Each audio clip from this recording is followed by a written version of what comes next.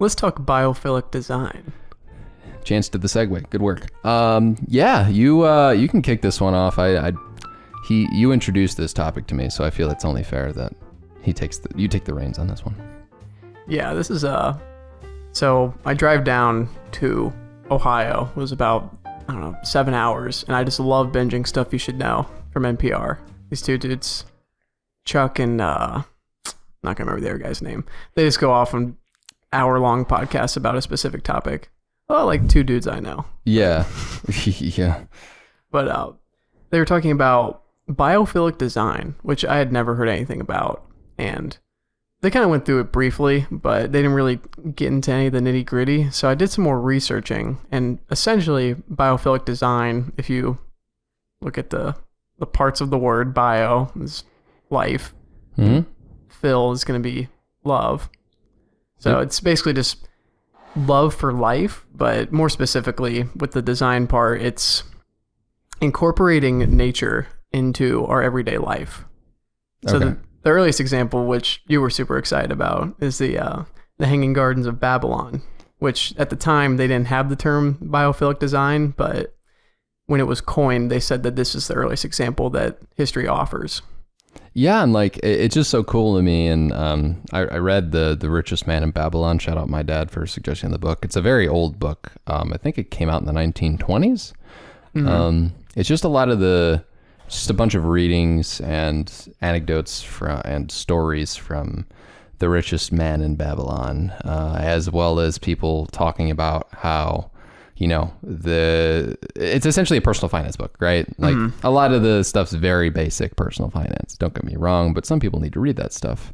And it was just interesting to me that like Babylon, geographically maybe could be one of the reasons why it became one of the most like successful early civilizations that's referenced. But when I found out biophilic, that makes sense. I read that and I was like, it makes sense. It's honestly crazy that we ever departed away from biophilic design. There's a part of our DNA. We just grew up for millions of years, like looking out at nature and seeing Great Plains or like a forest or something like that. And to think that going away from that was going to be good for our health or our productivity. And there's also economic benefits. I was telling you, the one example, which I think is just insane, is ING. They made a headquarters, I believe, in the early 2000s in Amsterdam, and designed to be entirely used with real daylight from the sun. No That's crazy. Fluorescent lights or anything. And you were like, well, that must have cost a lot. Well, it may have cost a lot, but it saves them $2.6 million per year. That just doesn't make any sense. It's crazy. That's nuts. And it's good for your health. How much nicer is it to have like natural sunlight over those like fluorescent lights? It just, now I just think of like an insane asylum when I think of those lights, man. Like the little little noise they make and the. I didn't realize how. It's something interesting about random fact about lights. Besides LEDs, like these aren't continuous, right? What do you mean? Like the light is flickering, technically. It's just imperceivable to our eyes. Oh, yeah. Man, before I started recording slow-mo videos, I didn't know that was a thing. Dead truth right there. I didn't know that was a thing. But I think it's interesting. And it'd be really meta if I turned off that light, because this whole production could be biophilic if I did that. But yeah, some very nice, I guess this would be direct exposure to nature. So there's 3 categories. There's direct exposed to nature, which is like, I don't know, like if you built like trees within the office, or if you had like I think the Bank of America Tower in New York City has a running waterfall inside. That's cool. That would be direct. You have indirect, where, going off with the Bank of America again, if you look up images of it, the walls are like this very kind of natural, I don't know what kind of rock, but it looks like a rock face. It's just like in their office building. It's not like, plastered walls or anything like that. And then the third one that I thought was super interesting is experience with space that is mimicking nature. So, okay. So before you even get into this, let me take a gander because I listened to that podcast you sent me. I tried to look a little into this, but I didn't ever get to this. Is it like, okay, from what I remember in the podcast, they mentioned how like in nature, everything's like not the same. Right. Yeah. So is this like experience of space and time in the sense that no chairs are the same, no desks are the same? Is that? Yeah. And I think it kind of runs against the whole, I don't know if it would run against the minimalism grain. I thought about this. But in my head, I don't know, like almost like a level of OCD or organization and neatness comes with minimalism. And this goes very much against that because it's calling for, in nature, there is no, 10 perfectly matched chairs or like a right angle or whatever have you, like, the same color across like 100 items, like chairs, tables, whatever. So it's making it different, but yet with minimalism, it seems like it's all very neat, perfect corners, same colored stuff, like same color of gray, probably. So here's the thing. Just as another reminder of what the definition of minimalism is, I guess, it's technically just owning stuff with intention. Mm-hmm. And it's not that I think that this is falling in the definition, but more so just my conceptions. No, you're right. I mean, like, I think what ends up happening is that people say, I intentionally only wear black and gray shirts. And I could understand how this biophilic design pushes back against that and says, well, nature's always been very different. Why would you? I mean, but however, I don't want to concede this though, because then the consumers win the argument if we, because like consumers would be like, oh, I have a lot of different stuff because it's all different. Oh, yeah, I hear you on that. I don't want them to win this. All right, well, 8 shades of gray. How's that? I'll get 8 shades of gray. That's another point that actually comes with this third category of mimicking nature is that they say that, especially the color red, is just not very found in nature, and yet it's in a lot of office spaces or outside of nature a lot.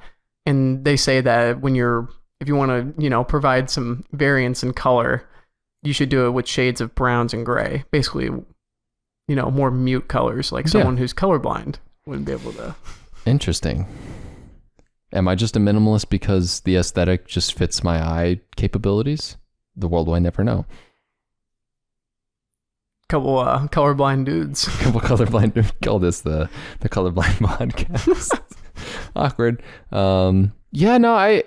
That's very interesting to me that they choose those specific ones. I was actually interested what your opinions on all of this were in regards to like, so you're a big philosophy guy, right? Sure. Yeah, you're the stand-in Socrates. It's funny. I was listening to our episode when you roasted me before this, episode 47. Yeah. But like it was I wonder whether any philosophers have like talked about this concept before, or was it so like, do you think it was so a part of the world already that this is only a new concept because of how we've strayed from it? What are your thoughts on that? I think that's interesting. This is just kind of my first thoughts is with a lot of early philosophers, whether it be ancient Greek or ancient Chinese philosophy, there's always a call to live according to nature or, align yourself with nature out there. And it's always a mental state that they're talking about, with philosophy. It's never an actual physical state. And it seems like a lot of early philosophy created this kind of dualism where what happens in the physical is never as perfect and doesn't matter as much as what is happening in the mental. So if you can achieve quietude or, tranquility, a lack of thought as nature does, that's what living according to nature is. But they never focus on the physical parts of it because, we continue making civilization and separating ourselves apart from nature in the way that we have. I think that's a very astute point you made at the end there. I almost like thought exactly what you were thinking when you were saying it. Like, I definitely think it's been since we have created this divide between us and nature. And you know what? The minimalist in me immediately goes, we have replaced it with things.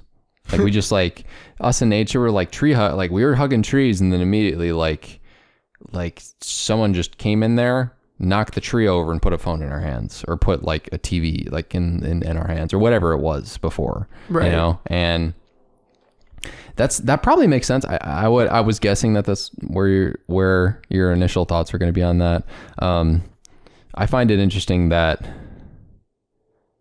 you know, there is this, and the guys mentioned it in the podcast on NPR, like there is this weird trend that has happened as civilization has gone more on. We've become more standardized. We've become more like focused on everything needs to be the same for this sort of efficient reason. Like desks, you know, think about just cubicles, like the cubicle labyrinths that happen in like accounting firms or whatever company. It's funny, we always bash on accounting, but like whatever company it is, have these labyrinths, or they have these exact same desks across the entire company. You can have floors and floors of the same desk layout, and it's just like, how did we get from point A to point B, where point A was like, no one's got the same hut?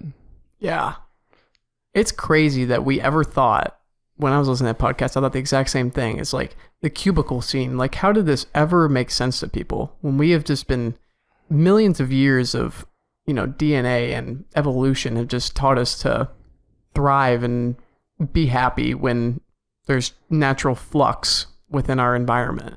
And yet we create these just absolute hellholes for our DNA with these cubicle offices. It's just insane. Like it's clearly not what we're built for. And I think something that we'll probably talk about when the digital minimalism episode comes out more is, and this is something that I learned through various topics, whether it be digital minimalism or watching the social, what was it? Not The Social Network, the movie, The Social Dilemma, where they broke down like, you know, we haven't like evolved, right, guys?